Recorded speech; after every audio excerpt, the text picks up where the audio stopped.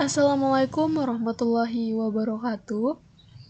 Perkenalkan, kami dari kelompok 5. Di sini kami akan mempresentasikan materi mengenai neural network.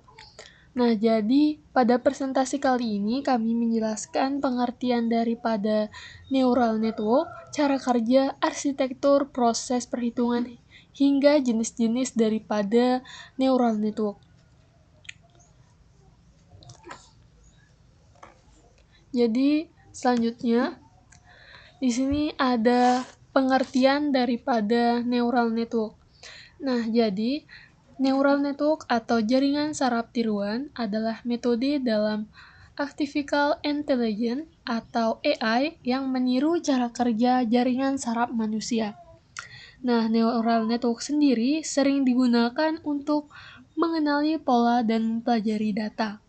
Ada beberapa fungsi daripada neural network, antara lain yaitu pertama ada klasifikasi, yang kedua ada prediksi, yang ketiga ada pengenalan pola atau pattern recognition.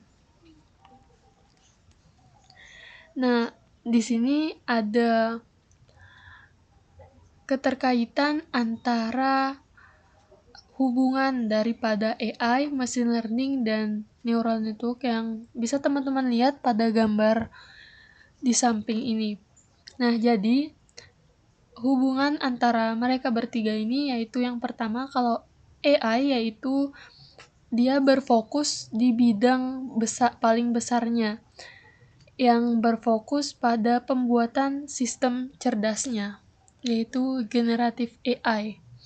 Terus kemudian di dalam AI itu terdapat machine learning, yaitu sebagai metode agar komputer kita dapat belajar dari data. Terus sedangkan neural network merupakan salah satu metode di dalam machine learning. Jadi hubungan antara ketiganya ada yang pertama AI, machine learning, dan neural network. Nah, selanjutnya di sini ada kemampuan daripada neural network sendiri. Nah, neural network ini memiliki beberapa kemampuan utama.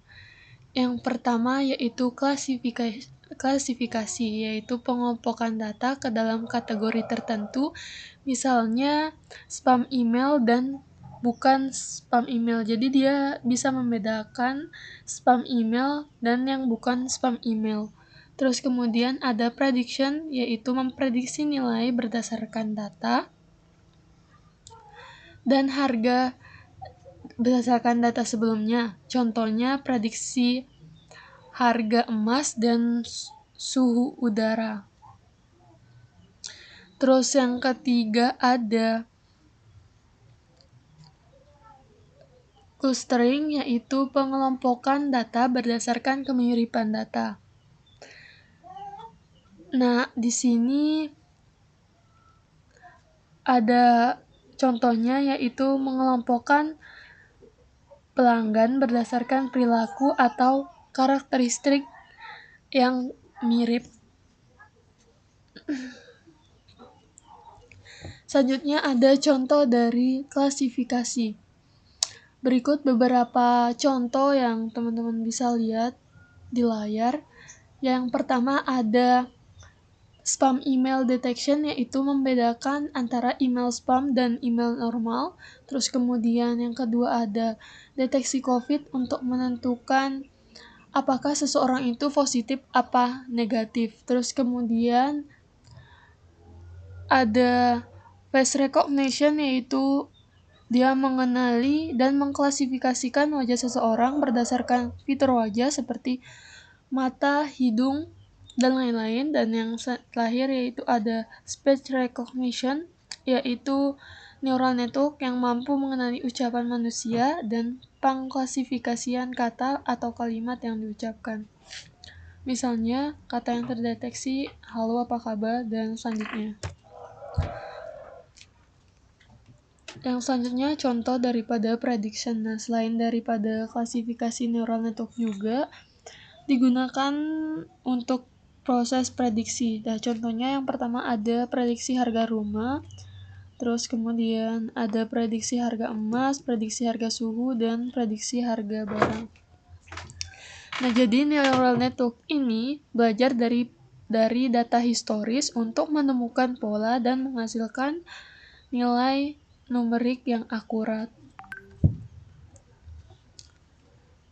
Nah, yang selanjutnya ada arsitektur daripada neural network. Nah, di sini pada arsitektur neural network terdapat 3 bagian utama. Yang pertama ada input layer, yaitu bagian yang menerima data masukan. Yang kedua ada hidden layer, yaitu bagian yang memproses data menggunakan perhitungan. Terus kemudian yang terakhir ada output layer, yaitu bagian yang menghasilkan output atau keputusan. Nah, neuron-neuron ini dihubungkan menggunakan koneksi yang memiliki bobot atau weight. Selanjutnya ada elemen daripada neural network. Nah, elemen daripada neural network ini yang pertama ada neuron, yaitu unit dasar pemrosesan data. Terus kemudian yang kedua ada koneksi, yaitu hubungan antar neuron. Terus kemudian yang ketiga bobot, menentukan seberapa kuat sih hubungan antara neuron dan pemrosesan data. Terus kemudian ada rumus dan perhitungan contoh daripada neural network. Nah, pada neural network dilakukan proses perhitungan menggunakan input dan bobot. Nilai input dikalikan dengan bobot. Setelah itu hasilnya diproses menggunakan fungsi aktivasi sigmoid.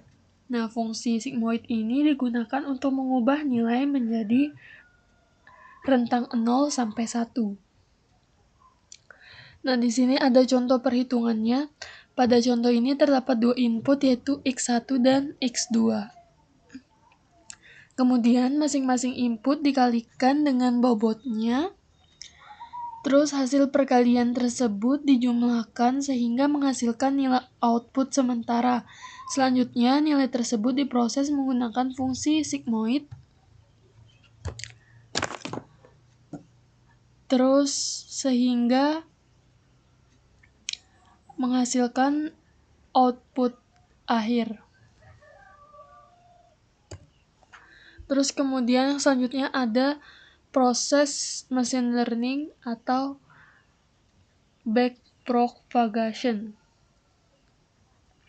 Nah, neural network belajar dari semua proses training pembelajaran. Data diproses hingga menghasilkan output, kemudian output dibandingkan dengan target untuk mengetahui error atau kesalahan.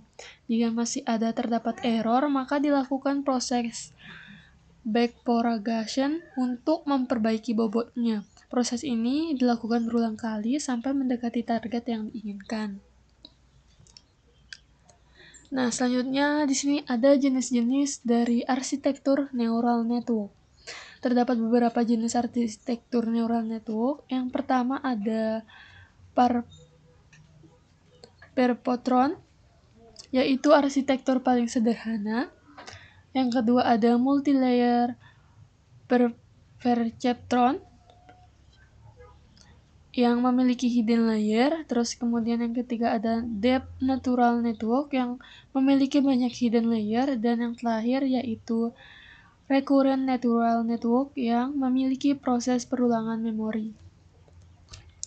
Nah, jadi kesimpulannya yaitu dari materi ini, neural network merupakan metode artificial intelligence yang meniru cara kerja proses otak manusia. Neural network digunakan untuk klasifikasi, prediksi, dan pengenalan pola. Neural network memiliki komponen utama, input, hidden layer, dan output. Selain daripada neural network, dapat belajar dari data menggunakan proses training dan backpropagation. Nah, mungkin itu aja presentasi dari kelompok kami mengenai neural network untuk pemula. Terima kasih. Wassalamualaikum warahmatullahi wabarakatuh.